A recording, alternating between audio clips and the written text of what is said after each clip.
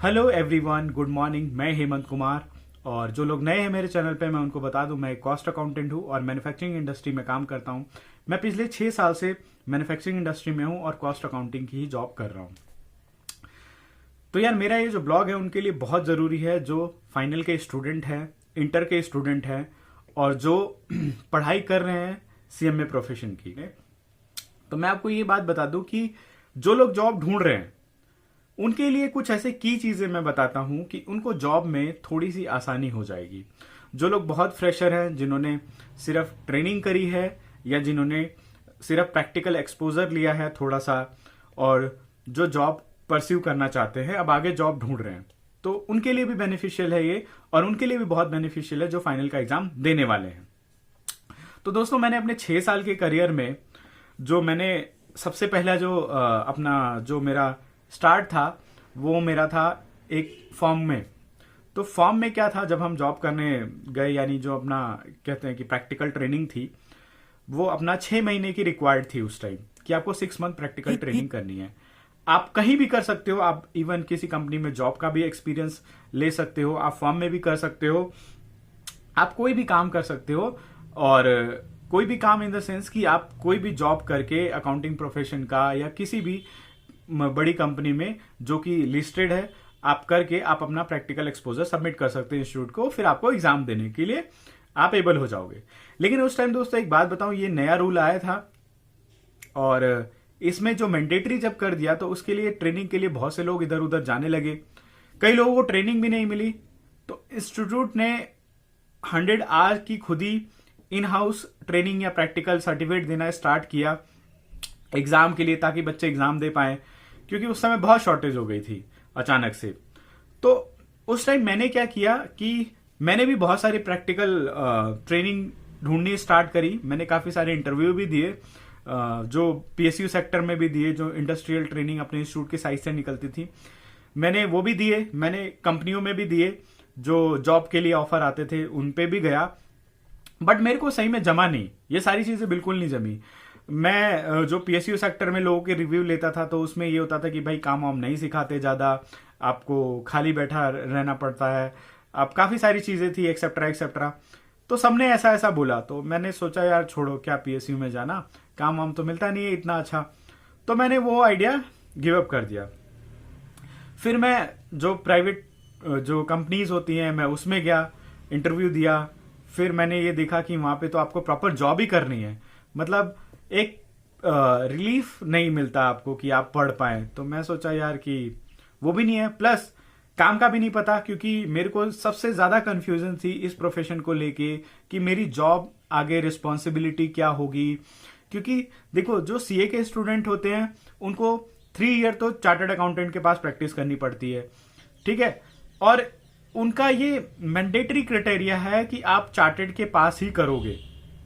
अगर मैं गलत नहीं हूं तो, मैंने नहीं देखा अभी कुछ ऐसा कुछ चेंज हुआ हो, लेकिन उस टाइम हम यही सुनते थे कि आपको सीए के पास ही ट्रेनिंग करनी है। तो उनका तो बेनिफिट है कि आप सीए कर रहे हो, सीए के पास ही प्रैक्टिस कर रहे हो, तो आपको सारी नॉलेज हो जाएगी और ये भी पता चल जाएगा कि आपके प्रोफेशन में आपको क्या क्या चीजें सीखनी पड़ती है। लेकिन when I come to CMA institute, CMA हम बाद में हुआ, पहले आईसीडब्ल्यूआई था, तो मैंने मतलब आईसीडब्ल्यूआई, तो मतलब मैंने ये देखा यार कि इसमें तो मुझे कुछ समझ ही नहीं आ रहा कि मैं करूँ क्या। कहीं भी ट्रेनिंग कर सकते हैं हम तो, पीएसयू सेक्टर में, प्राइवेट फर्म में जो कि लिस्टेड हो, तो एक्सेप्ट्रा एक्सेप्ट्रा बहुत सारी चीजें थी। तो माइंड में बहुत कंफ्यूजन था कि यार कैसे करें।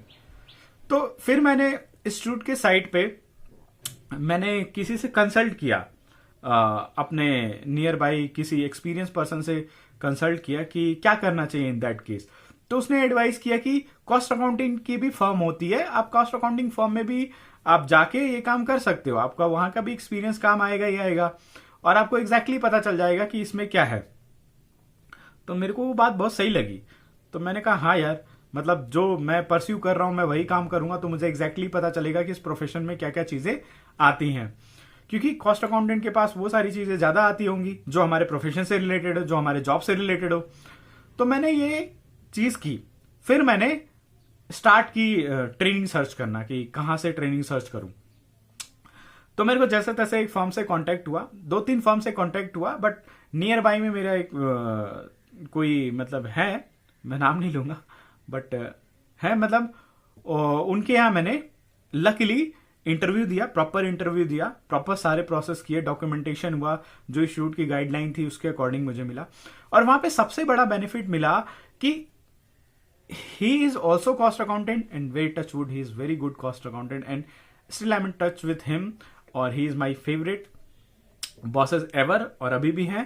so मतलब मेरा उनसे कांटेक्ट हुआ, उन्होंने इंटरव्यू लिया, प्रॉपर सारी चीजें पूछी, तो मेरा इंटर क्वालिफाई हो गया था। उस टाइम मैं इंटर क्वालिफाई करने के बाद ये ढूंढने गया था। तो मेरी भी यही सजेशन है कि आप इंटर एटलीस्ट क्वालिफाई कर ले, फिर उसके बाद ट्रेनिंग में जाए तो ज्यादा है। आप पहले भी जा सकते हैं आप, लेकिन इंटर क्वालिफाई करने के बाद जाएं तो ज्यादा अच्छा रहेगा। तो क्या हुआ कि हमने वो ट्रेनिंग मैंने मतलब ज्वाइन कर ली। तो वहां ज्वाइन करने से मेरे को ये बेनिफिट हुआ कि मेरे को अपने स्टडी के लिए टाइम मिल जाता है, तो स्टडी में भी कर पाता था और साथ साथ वो प्रैक्टिकल एक्सपोजर भी मिल गया मुझे। तो इस तरह से मैंने ये ट्रेनिंग सर्च करी। अब देखो क्या होता है कि जब भी हम पास आउट होते हैं या ट्रेनिंग सर्च करने जाते हैं तो हमें 2-3 चीजों का बहुत अच्छे से ख्याल रखना चाहिए। फर्स्ट कि आपको कंप्यूटर नॉलेज बहुत अच्छी नहीं चाहिए। सॉफ्टवेयर मैं ये नहीं कह रहा कि डेवलपर हो, मतलब आपको ऑपरेट करना अच्छे से आना चाहिए। लाइक आपको MS ऑफिस का बहुत अच्छे से ज्ञान होना चाहिए, वर्ड का और एक्सेल का और पावर पॉइंट का। बहुत अच्छे से भी ना हो, अच्छे से मतलब आई एम नॉट सेइंग कि आपको प्रोफिशिएंट होना बहुत जरूरी है, बट आपको नॉलेज होना उसका बहुत जरूरी है। आपको इतना होना चाहिए कि आपने वो चलाया है। आप कभी इंटरव्यू में नहीं ये ना बोले कि मैंने चलाया तो नहीं है, मैंने ये नहीं किया। आप ना नहीं करो, मतलब आप इतना करके जाओ कि आप कह सको कि हाँ सर मुझे नॉलेज है। एटलीस्ट कुछ बेसिक चीजें तो आपको पता होनी ही चाहिए। मैं धीरे धीरे इस पे भी एक कोर्स बना दूंगा कि क्या नॉलेज होनी चाहिए, क्या क्या चीजें रखनी चाहिए अपने पास। तो एक एक्सेल का आपको बहुत अच्छा ज्ञान होना चाहिए। सेकंड कि जब भी आपको टाइम मिले एग्जाम के बाद, चाहे इंटर का हो, चाहे फाउंडेशन का हो, चाहे कोई वॉटेवर, किसी भी एग्जाम के बाद अगर आपको 2-3 महीने का टाइम मिलता है तो आप एक टैली का कोर्स जरूर ज्वाइन कर लें। मतलब आपको बेसिक आजकल देखो यूट्यूब पे भी मिल जाता है और टैली आपको इजिली सॉफ्टवेयर मिल जाता है। आप अपने लैपटॉप और डेस्कटॉप पे चला के आप प्रैक्टिस कर सकते हैं। तो एटलीस्ट आपको ये हो कि आपको टैली का थोड़ा बहुत ज्ञान तो होना ही चाहिए। कैसे जर्नल एंट्री बनाते हैं, कैसे कंपनी क्रिएट करते हैं, वाउचर एक्सेट्रा एक्सेट्रा, बहुत सारे उसमें मेन्यू होते हैं, आपको ज्ञान होना चाहिए। हालांकि अब मैं टैली नहीं चलाता, टैली मैंने बहुत साल पहले चलाया था। मैं SAP और अदर जो कस्टमाइज सॉफ्टवेयर है मैं उस पर काम करता हूं, टैली पे मैं काम नहीं करता।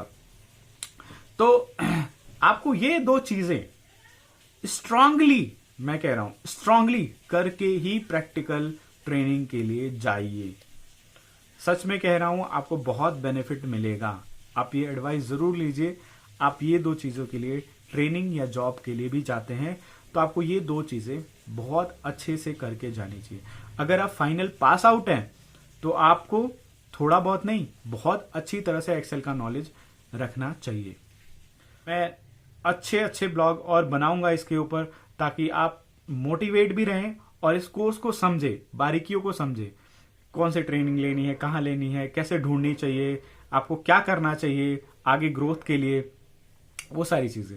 हालांकि जब एक बार जॉब में आ जाते हो तो आपको इतना टाइम नहीं मिलता कि आप फर्दर कोई चीज कर लो, और उसके लिए काफी सारी चीजें चाहिए होती है, टाइम चाहिए होता है, प्रॉपर टाइम मैनेजमेंट चाहिए होता है, आपका फ्री होना, etcetera etcetera, so many thing, what ever it is. जब आप कोई जॉब सर्च करने जा रहे हैं तो you should having knowledge of, आपको टैली मीन्स टैली या बिजी या कोई भी सॉफ्टवेयर हो जो आप अच्छे से उसको थोड़ा सा ओवरव्यू कर ले। दूसरा MS एक्सेल, MS ऑफिस और थोड़ा पावर पॉइंट देखो इतना नहीं भी करोगे तो चलेगा, लेकिन एक्सेल नंबर 1, नंबर 2 आपको वर्ड, नंबर 3 आपको पावर पॉइंट। तो पावर पॉइंट का इतना ज्यादा क्रेज नहीं है अपने प्रोफेशन में, होता है जब आप एक लेवल पे पहुंच जाते हो, बट स्टार्टिंग लेवल में आपको एक्सेल की नॉलेज चाहिए ही होती है। तो यार मैं इतना ही बना रहा हूं आज के लिए, मैं नेक्स्ट ब्लॉग में जरूर मिलूंगा। तब तक के लिए थैंक यू सो मच, और लाइक सब्सक्राइब कर देना यार। Thank you.